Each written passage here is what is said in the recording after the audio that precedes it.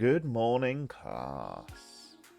Now, last week we did do this lovely discussion talking through the Harri set list and what I feel that they're going to do.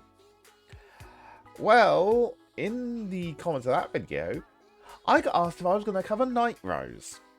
So we are here to talk about Nightrose. So, just same as with the Harri one, I'm going to keep the visual of the entire list that I've made up on the screen. And then, obviously, the card that I'm discussing will pop up where the Nightrose picture is. So we're going to start off, obviously, same as we did, from the bottom and work up, and we're getting our crest. And obviously, the Nightrose crest is going to be the Vampire Princess of Nightfog Nightrose crest. So a nice big mouthful. And exclusive skill, like I did with the Harri one, where I thought it was going to be the starter. Nightrose is very much going to be the starter of Grenache, which Grenache was the countercharger of the deck. So what I feel it's going to be is during your end phase, when you have a card milled, not a card milled, a card retired from your rearguard circle, during your turn, it would be countercharge 1. I feel it's going to be when your card is retired not once per turn. During your end phase, if a card was retired via the hollow ability during your turn, you may countercharge 1. So it lets you focus on, oh, I've hollowed this, it retires, but I'm still getting a bonus out of it because I'm getting some countercharge. So really nice to do, just to give it that extra little bit. I do feel that a lot of this is going to be heavy locked behind Hollow, just because Stoy Chaos generics are so stupidly strong. So moving through, obviously Energy Generator, same usual Energy Generator. Then the Blessed Favor, Abyss Temptation, Lost Child of Attachment, Grudgeful Hatchet, and Elegy Pixie are the basic Stoicheia OT and Crit, Draw, Front, and Heal vanillas. 3 fronts, because obviously the Blessed Favor makes it 16. And then starter, we have got Undying Departed Grenache, which is going to be the same usual starter skill of when this is rode upon, if you went second, draw a card. But let's get to the exciting bits now. So obviously, starting out, Parting Shade is the Ride Along Grade 1, which is going to be same as all the others. When this is placed on Vanguard Circle, make the crest and draw a card. No change there is going to be happening whatsoever. Next up, we've got the new card. This new card, Cam the Ghosty. So this is going to be an exclusive for Standard, so we've not seen this card before, but it's a ghosty, so it's going to be very interesting anyway, due to how it's going to interact in Premium, because obviously Premium has access to Beatrice. As for what it could do, this could be extra shield for the deck. This might be able to intercept from the back row, or this might be a new hollow target. It's all up in the air. We've got no preface to base it off of. It's also leading that Ghosty Great King Obadiah might actually be Ghosty based, because we've got that extra Ghosty, but we'll have to wait. Talking of Ghosties, the next card on the list is Tommy the Ghosty Brothers. So obviously back in G, it was the Stride Fodder / Searcher for Nightrose, and just like with all the other Stride deck sets, that is not going to change.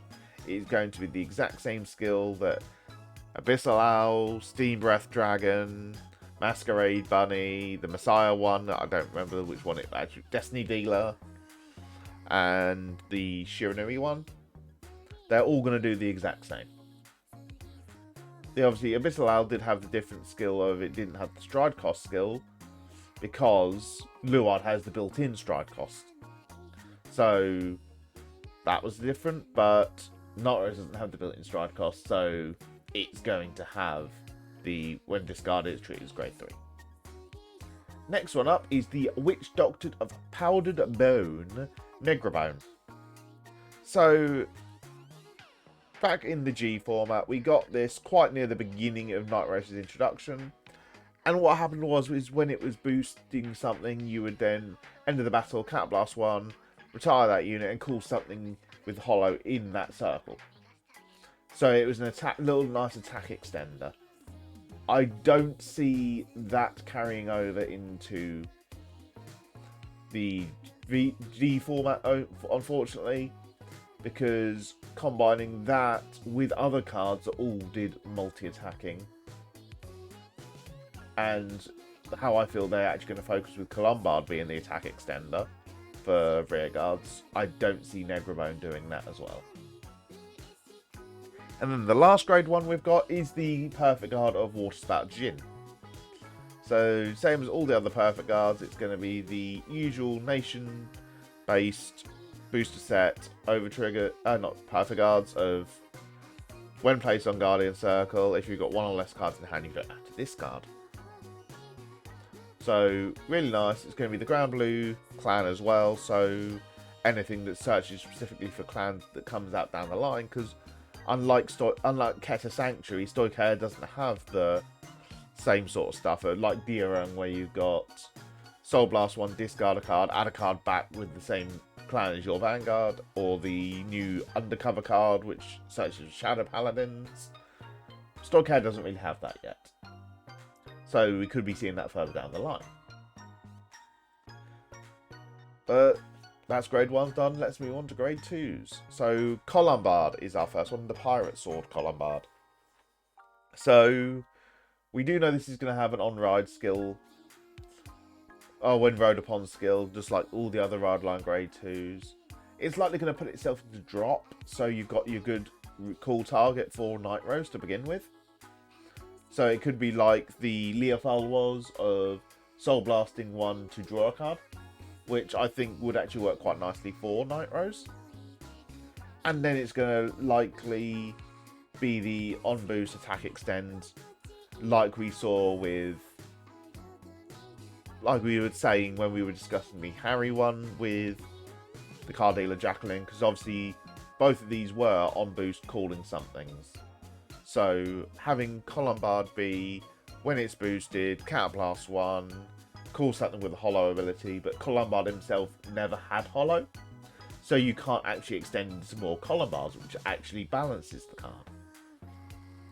But talking of Hollow cards, let's actually look at our first actual dedicated Hollow card from the old format, which was the Witch Doctor of Langor, Negralazy. So this was one of our strongest Hollow units back in the day. It used to be, when placed, Counterblast 1, Soul Blast 1, if your Vanguard was Nightrose, you would then call another card from the drop zone. And then when it was Hollow retired, you would then countercharge 1, Soul Charge 1. So I do feel that Negralazy is going to carry on being the extender of the drop zone. So when it's placed it could be when it's placed by your Nightrose Vanguard. You can, this card is hollowed, Counterblast 1, or Energy Blast even, to call extra cards. Because we are going to have Energy Blast included into these. So it's whether they do it with the strides or the rear guards, we don't know at the moment. But I do feel Negralazy is going to carry on keeping Hollow. And I do feel he's going to carry on keeping the calling extra stuff. Whether they do keep his extra stuff called to just being the main phase, I don't know. I hope they don't, because extending the deck to 5 attacks doesn't seem that bad. But it's down to how far they want to power creep. We can only just guess. And then the final grade 2, like with Can the Ghosty, we don't have any preface for this Marauding Shade. I do feel it's going to be the main Hollow beat stick of the deck that you're going to want to keep around, because we did have with the Shiranui one, where the brand new Neverpour card was his extra restander.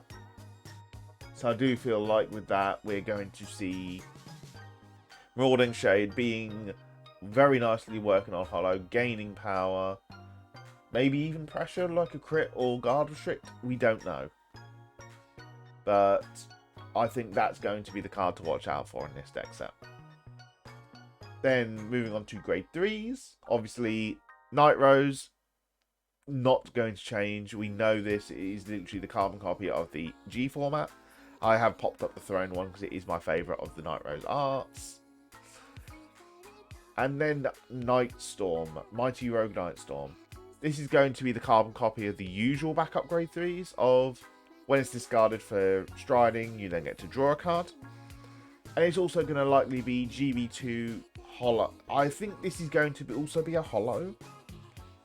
And it will be GB2 if this card is in the Hollow state, give it plus 10k.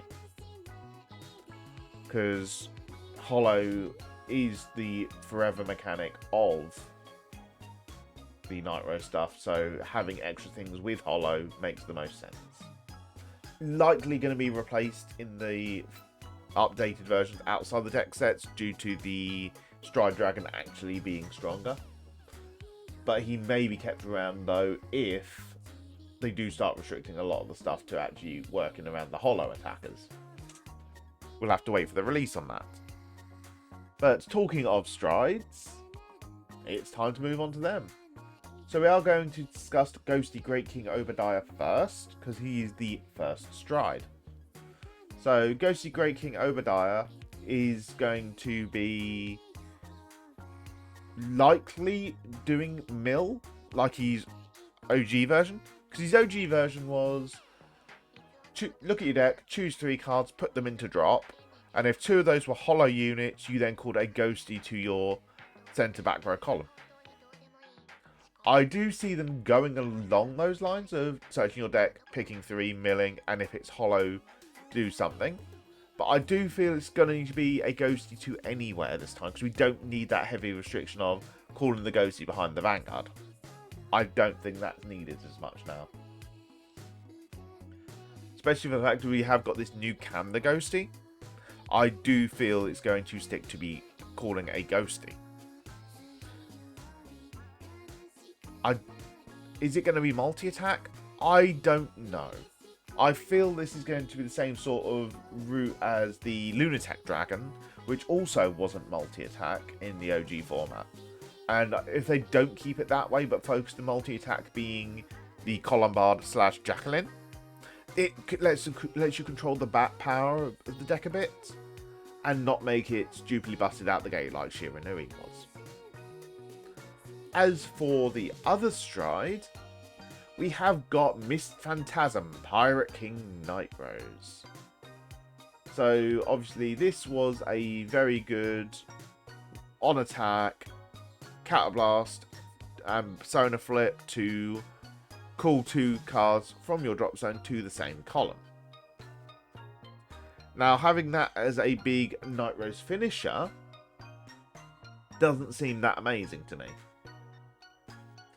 So what I do feel it's going to be is instead you're choosing 2 Hollows and calling them to rearguard circles in general. So you're actually extending to 5 attacks. So yes, it does make it stronger. I don't think it's going to actually have the... I think Miss Phantasm Pirate King Nightrose herself is going to be the Energy Blast user in the Nightrose Stride deck set. Just so they can then go, okay, you're saving your energy up for this big push. Plus, you could then, if they do Negrelati as carrying on being the extender, you can fully boost with something, then using Negrelati to call out extra stuff. My only issue is if they do make it Hollow restricted, if they don't give Colombard Hollow, then it's going to have issues of, oh, we can't call Colombards. So it's either going to be they don't Hollow restrict it, which could lead to potential issues down the line. Because obviously, as every good beat stick comes out, Nightrose becomes more and more stronger, which I don't think is the right way to go. Or they just give the key grade 2s the Hollow, and then work off of that. Because like we could still have Colombard and Negrelati be the 2 cards you call with Hollow. Negrelati calls something else, and then Colombard can then still extend the deck 2 more attacks.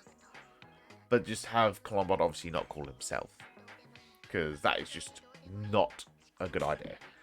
Especially with Negra Lazy happening. But that is the deck set. It's honestly a really fun deck set. I am intrigued to see what they go with and what it ends up doing. But that's going to be it for this video. If you haven't done so already, please do like and subscribe. It very much does help the channel. And I shall catch you guys in the next video. Bye bye.